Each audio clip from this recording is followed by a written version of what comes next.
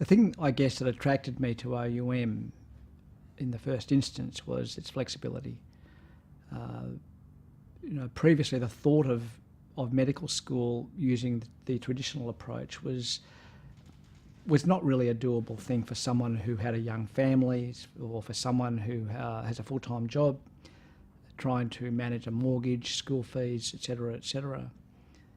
The attraction to OUM was just that. It was the flexibility of the delivery of the program, in that certainly in the preclinical stage, when you're doing your SBMs or your system-based modules, you can continue to work and you can study at the same time, and you can study pretty much at your own pace. So there is a certain amount of load you have to do each year, but it's very doable.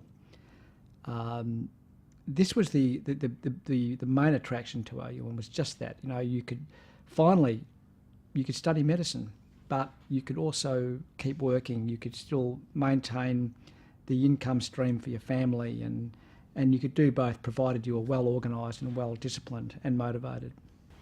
People have often said to me, do you have problems on the rotations because you're not a mainstream medical student? Because no one's, some people haven't heard of OUM before. They've heard of Melbourne, they've heard of Monash, they've heard of Flinders, they've heard of all the other mainstream universities. But I haven't had any problems with that in that regard. People will ask you, what uni are you from? And you tell them. And most people are interested. They want to know about OUM. But more importantly, it's how you perform. And after a couple of days, it doesn't matter what university you're from. What matters is how you present yourself, how motivated you are, how professional you are. So my experience on clinical rotations has been very positive. The plans I have for the future are still the same as the main reason I joined I entered medical studies in the first place, is to do voluntary work.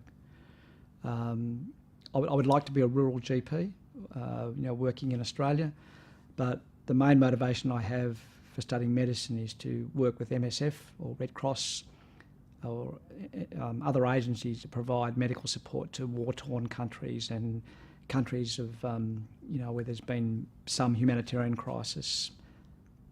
That's the main motivation, and that still burns within me. That's still something I want to do.